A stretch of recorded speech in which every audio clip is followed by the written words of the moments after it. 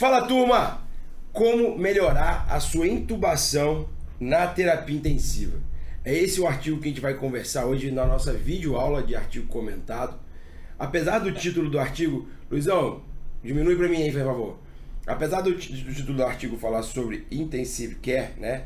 Como a gente melhora na unidade de terapia intensiva, eu acredito, na verdade, que a gente tem muito para trazer desse artigo para a nossa prática em qualquer ambiente que nós tivermos. Nós já conversamos sobre isso nas nossas lives, aulas, podcast, sobre gerenciamento de via aérea. No nosso curso de via aérea a gente fala muito, mas a gente acredita muito que o conhecimento técnico, a coisa medular, ela vai te dar a segurança necessária em qualquer ambiente que você esteja, se você entende todas as nuances do ambiente e, obviamente, das ações. Então ele é um artigo muito legal, muito rico, eu vou deixar ele completo para vocês aí.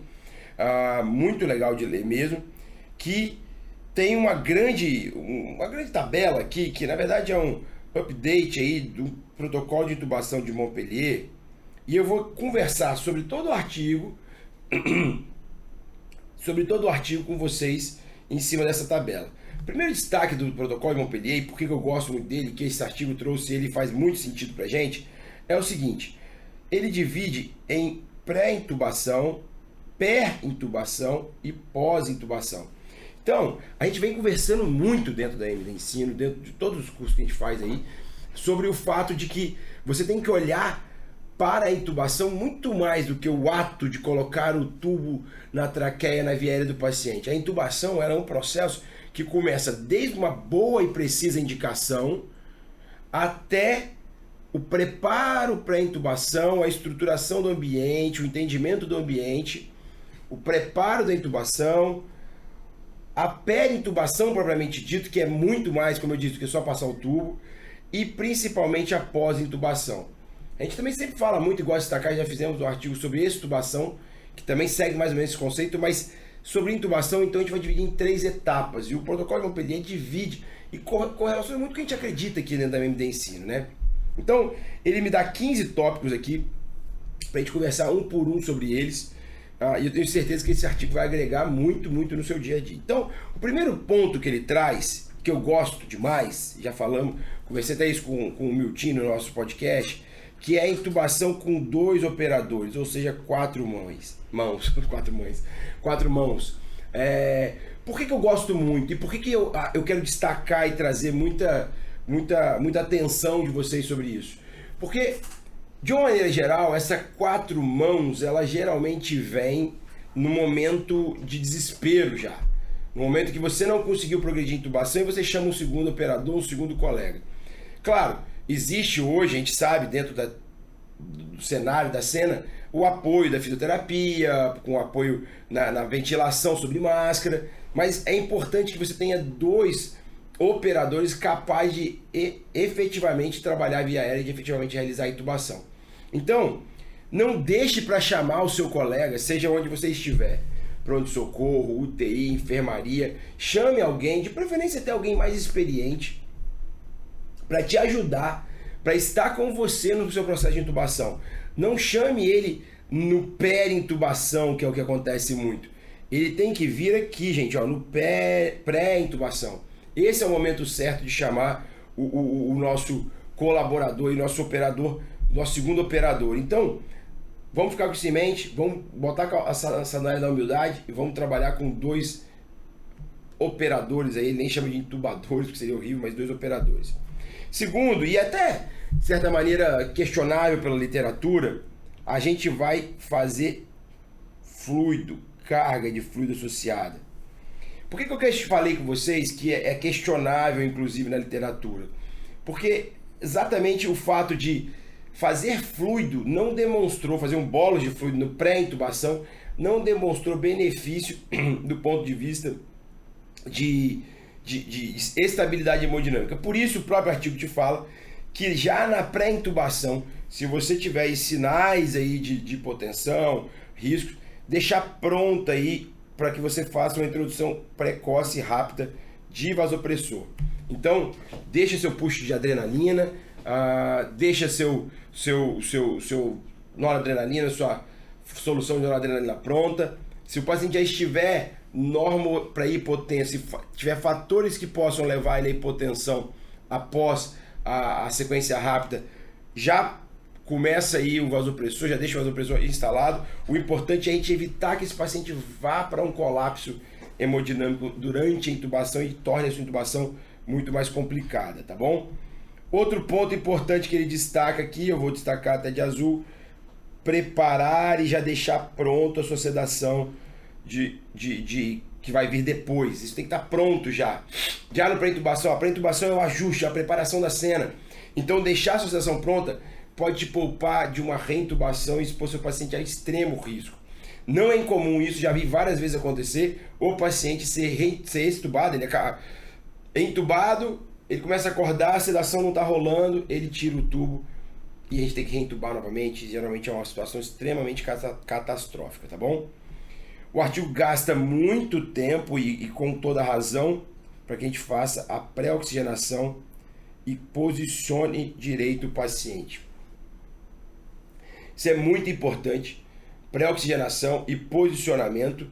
A gente precisa estar, a gente conversou muito isso com o Miltinho, até no podcast que a gente teve aqui, a gente precisa estar extremamente entendendo qual é a performance do paciente e como posicionar. De uma maneira geral, a posição ideal, só apagar aqui que ficou bagunçado, a posição ideal para esse paciente aí, da cama desse paciente, na verdade, no caso, a posição do paciente vai depender de vários fatores, obesidade, enfim, é em 20 a 30 graus, isso vai te ajudar bastante já no preparo. E aí, um próximo e decisivo passo, fazer a pré-oxigenação, e essa pré-oxigenação, se possível, ela deve acontecer aí pelo menos por 3 minutos, de preferência com ventilação não invasiva, nos casos principalmente aí de uma hipoxemia, né, de uma falência, de uma intubação por hipoxemia, por exemplo.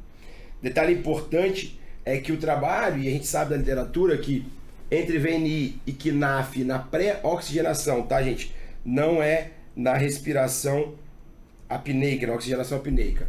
O catéter nasal de alto fluxo, se eu tiver que escolher entre catéter nasal de alto fluxo, máscara facial e VNI é o que é o recomendado, é o que tem maiores benefícios.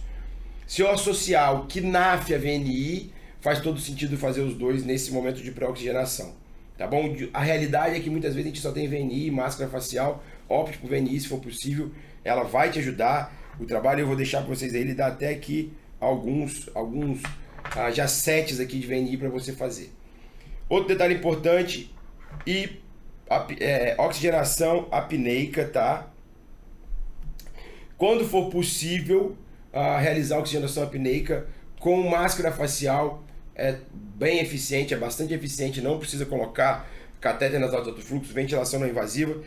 Pode ser muito útil, pode te ajudar, a gente sabe, diminui ali espaço morto, oxigena e você consegue ter um tempo de apneia maior. Então, de pré-intubação, é isso. Notem que a gente está falando de preparação, de a gente preparar a cena, preparar e organizar e deixar tudo organizado. Apesar do artigo ter falado de UTI, isso serve para qualquer cena que você tiver. Talvez o pré-hospitalar tenha dificuldade com relação a algumas coisas aqui, mas certamente a gente consegue lidar com isso aqui na maioria dos cenários. Vamos para peri-intubação, talvez um momento que para muitos seja um momento muito crítico. E aí o artigo traz algumas coisas. Ele primeiro traz eu vou trazer aqui para cima, ele primeiro traz esse algoritmo em que ele recomenda aí 2 operadores, né? Ele recomenda que você utilize aí uma lâmina de metal e a possibilidade, recomendado, que você utilize o fio guia aí, claro que exceto se você tiver um videolaringoscópio que não te permita utilizá-lo. Mas se você for usar um laringoscópio normal, o artigo, e a gente já conversou sobre isso aqui, teve na live, teve caixinha de resposta, tem artigo comentado, que utilizar bugie ou fio guia sempre antes da intubação pode ter suas nuances. O bugie não é melhor do que usar o guia, e alguns artigos mostram que usar o guia é melhor do que não usar. Dependendo do cenário que você tiver, do perfil de paciente que você tiver e da sua experiência com a utilização do guia ou do bugie, nós da MD Ensino recomendamos que você utilize já na primeira intubação, tá bom? E aí, Ele fala, obviamente, que a nossa sequência rápida é mandatória, a gente vai falar isso lá embaixo. E ele te pede para acessar a via aérea se for possível. Então, o mocoxa aí, ele, se for menor do que 3, ele deixa para escolha aí do médico se a gente utiliza laringoscopia direta ou videolaringoscopia. Se a intubação for um sucesso, beleza, vida que segue. E se não, obviamente você vai ventilar novamente esse paciente e aí vai lançar a mão de um desses 3 steps, ou seja, videolaringoscopia. Vamos tentar aí, se você não conseguir, uma máscara laríngea, tá? E se ainda assim não conseguir, fibroscópio e ou cricotireoidostomia é o próximo passo. Lembrando que se você já caiu aqui, né? Se você se você já não conseguiu entubar, já veio para ventilação sob máscara, usou o step 1, que é o videolaringo, não conseguiu, aqui você já deve acionar time de crico. Ou você mesmo, material de crico, organizar e se preparar para uma via cirúrgica, apesar de continuar nos steps aqui para frente, até chegar nesse ponto, tá bom? Se você tem já um preditivo aqui, ó, mocoxa maior que 3, um preditivo maior de dificuldade de via aérea, ele recomenda fortemente, já desde cara, desde a primeira tentativa, e nós aqui da MD Ensino também, se você tiver a possibilidade de videolaringoscópio, inclusive vocês treinam aqui com a gente isso, a gente recomenda a utilização do videolaringoscópio. E aí, se for entubado, sucesso. Se não, a mesma história, ventilação sob máscara. É claro que aqui o step 1 já vai ter acontecido e a gente já tem que começar a pensar no step 2, inclusive numa via aérea cirúrgica, beleza? Então, voltando aqui para o nosso Montpellier, demos check aqui em quando você vai tentar ou não utilizar o videolaringoscópio de primeira, tá bom? Trabalhos não mostram que usar videolaringoscópio de primeira para toda a via aérea faça aumentar aí o sucesso dessa via aérea. Próximo passo, obviamente, indução de sequência rápida, né? A gente sabe que isso é um mandatório. A recomendação de todo, praticamente, guideline hoje é a utilização do etomidato, pelo perfil aí hemodinâmico. A ketamina, a gente já conversou muito em artigos, a gente tem uma dificuldade em colocar a ketamina como droga de primeira escolha, tem pouca evidência, as pessoas não sabem manusear, o próprio artigo traz, mas traz questionando aqui um pouco, para quem for ler ali como um todo. Então, vamos no bom e velho etomidato. Se você não tiver etomidato, não tem jeito, vai ter que ser midazolam, mas é fundamental um hipnótico aqui de rápida ação. Eu não falei do Propofol, o artigo até traz, ó, recomenda, e todo mundo aí sabe que eu sou um cara que gosta muito do Propofol, mas se o paciente tiver uma instabilidade hemodinâmica, de uma maneira geral, a gente procura evitar o Propofol, um risco de instabilidade hemodinâmica, a gente procura evitar o Propofol na sequência rápida, tá, gente? Não na sedação contínua, a sedação de longo termo aí. Obviamente precisamos usar um bloqueador neuromuscular de rápida ação, então a escolha quase sempre é succinilcolina, ou a gente pode usar o Rocurone aí, mas a gente recomenda também succinilcolina e etomidato. Olha que interessante, e não recomenda, e aí o Rafael, o Milton gostam muito disso, a gente não está falando mais aqui sobre utilização de fentanil, justamente porque o fentanil não é uma droga de sequência rápida, tá bom? Então vamos ficar muito atento a esse detalhe. Isso é uma coisa, não diria que é nova, mas as pessoas ainda têm dificuldade em adaptar, em aceitar esse entendimento. Inclusive, o ato de usar o fentanil nesse cenário aqui pode até aumentar a instabilidade hemodinâmica e tudo mais. Então, vamos utilizar o que é de sequência rápida para fazer sequência rápida. Ele recomenda fortemente ele recomenda que a gente utilize a manobra de Selick para aqueles pacientes, obviamente, que estão com volume gástrico aumentado, justamente porque a gente sabe que o Selick serve para evitar broncoaspiração, tá? A intenção da Selick é evitar que isso venha do estômago e caia novamente na via aérea, então é indicado nesses cenários.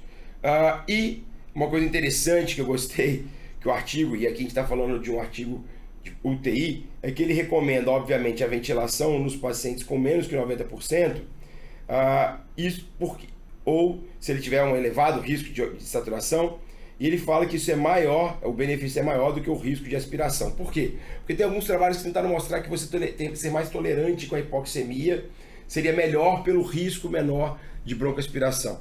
Isso no nosso cenário de emergências e UTIs, isso não é bem verdade. A gente sabe que a hipoxemia ela pode ser muito pior para o paciente, então vamos realizar sim a ventilação caso a gente não consiga intubar na primeira tentativa ou caso a gente note que mesmo após a sequência rápida a gente faça a sequência rápida e o paciente começa a desaturar muito. E aí a gente chega para o nosso último step aí, que é o step pós-intubação, e que a gente tem que ter muito cuidado. Eu acho que a turma da UTI, ela está mais habituada com isso. A gente se preocupa mais, a gente cuida mais disso. Mas a turma fora da UTI, nos ambientes um pouco menos controlados, eu ainda vejo muita falha. Então eu gostaria de que vocês ficassem atentos aqui agora a esse processo de pós-intubação, no qual ele recomenda fortemente, e a gente também, apesar disso não ser uma realidade, infelizmente, tá? Mas que a gente utilize capnografia para avaliar se o tubo está correto. A capnografia é muito melhor do que qualquer outra ferramenta. A ausculta nem sempre ela te garante. Então, capnografia é o caminho. A gente tem que brigar até para ter mais capnografia, para deixar a capnografia pronta, para quando eu intubar, a gente avaliar por capnografia o posicionamento adequado, né? O paciente estando dentro, o tubo estando na via aérea propriamente dito.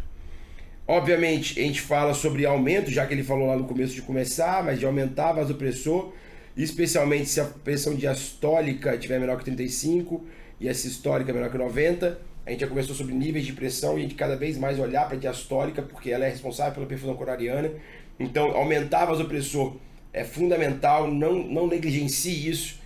Pode ser que o seu paciente daqui a pouco comece a acordar e você tem que abaixar, mas já vi muita gente falando, não, pode deixar que daqui a pouco ele vai passar a sedação e ele vai ficar mais hipertenso. Não cometam esse erro. Colapso hemodinâmico, instabilidade hemodinâmica aumenta mortalidade desses pacientes intubados. Se preparar e começar, obviamente, se for indicação, a nossa sedação de longo termo. E aí aqui a gente sempre recomenda a associação de um opioide, se for colocarmos sedação de um opioide com propofol ou dexmedetomidina, se a instabilidade hemodinâmica, se tudo permitir, tá? Evitar, obviamente, o uso de midazolam. Cada vez mais a gente, né, a literatura está clara sobre o uso do midazolam, né, contra midazolam. Acho legal isso aqui, ó. Ele fala para a gente começar a ventilar de maneira... Vou até mudar aqui para colocar um marca-texto. Vou colocar uma amarelinha aqui. Ele fala para a gente começar a ventilação com volume baixo, 6 a 8 ml por quilo, assegurando aí uma pressão de platô menor do que 30. Ou seja, se for possível, usar uma ventilação protetora desde o início. E aí a gente avalia depois, no decorrer do paciente, gasometria e tudo mais, o que a gente pode fazer nessa ventilação. Mas não o contrário do que é feito. Vejo muita gente fazer, começa com a ventilação lá no alto, pressões altas, FO2 de 100%, sem nem saber se o paciente precisa, e quanto volume corrente alto, sem nem saber se o paciente precisa, e já começa a agredir o pulmão desde o seu início. Ele cita, e eu acho super legal isso aqui, porque eu gosto, principalmente se o paciente tem obesidade, se é um paciente que tem um pulmão com mais injúria, ou se tem um pulmão muito pesado por edema agudo de pulmão, uma pequena manobra de recrutamento logo depois da intubação, ou seja, ele coloca aí, se o paciente tiver capacidade hemodinâmica e se ele não tiver hipovolêmico, obviamente. Se estiver estável hemodinamicamente, uma manobra de recrutamento, uma PIP de 30 a 40 por 20 a 30 segundos. Vai recrutar aquele pulmão que recrutou no seu processo de intubação. Afinal, isso acontece por N razões, uma das principais da denitrogenação do pulmão. Então, essa manobra de recrutamento faz muito sentido, na minha cabeça faz muito sentido. A gente só tem que estar realmente atento, pessoal, se o paciente não vai estar em colapso cardiovascular ou se ele não está hipovolêmico, tá bom? E por fim, para finalizar, mas que vocês com certeza já deixaram passar, e eu bato a aposta aqui, tá? Vou falar até que o Melo tá aqui na sala comigo, eu pago a gente dá um curso de ventilação mecânica se alguém falar comigo aí que toda vez que intuba, checa o cuff junto com a fisioterapia, logo imediatamente depois, e confere se a pressão do cuff tá adequada. Se não tem escape. Eu aposto que a maioria de vocês, a imensa maioria de vocês, a imensa maioria de nós, e na imensa maioria das vezes, a gente não faz essa avaliação. A fisioterapia faz, mas o médico não faz e a gente não sabe como é que tá e principalmente a gente não avalia se isso vai perder daqui a pouco. Isso é fundamental, a gente está falando aqui do momento pós-extubação, né? Isso é fundamental que a gente esteja extremamente atento a esse problema, a esse processo. Ok, pessoal? Foi uma aula aí bem extensa, Aumenta pra mim aqui, Luizão. É uma aula bem extensa, mas que eu acho que vai ser muito valorosa, acho que vai ter muito valor para vocês. A gente vai pensar de forma sistemática e eu queria que vocês destacar uma coisa específica. Essa aula trouxe isso pra gente. 3 etapas. O que eu olho na minha pré-intubação, o que eu olho na minha peri-intubação e o que eu olho na minha pós-intubação. Destaques aqui a serem feitos, principalmente na peri-intubação, dois operadores fazerem parte da intubação desde o seu início. No peri-intubação, a utilização obviamente de sequência rápida, mas se você prevê uma viária difícil e tiver disponível o videolaringoscópio, recomendamos desde o seu início. E no pós-intubação, que tem muita coisa legal aqui para destacar, mas eu vou destacar a checagem do posicionamento do tubo com capnógrafo. Eu sei que essa infelizmente não é uma realidade, mas isso faz todo sentido. Assim como a gente olhar para a ventilação imediata, ventilação pós-intubação imediata, de uma maneira já desde cara, mais cuidadosa, uma ventilação mais protetora e até mesmo lançar mão de algumas manobras de recrutamento curtas e rápidas, só para poder recrutar aquele pulmão que a gente recrutou durante a intubação. Beleza, pessoal? Espero que gostem. Acredito que foi muito valoroso e até o próximo.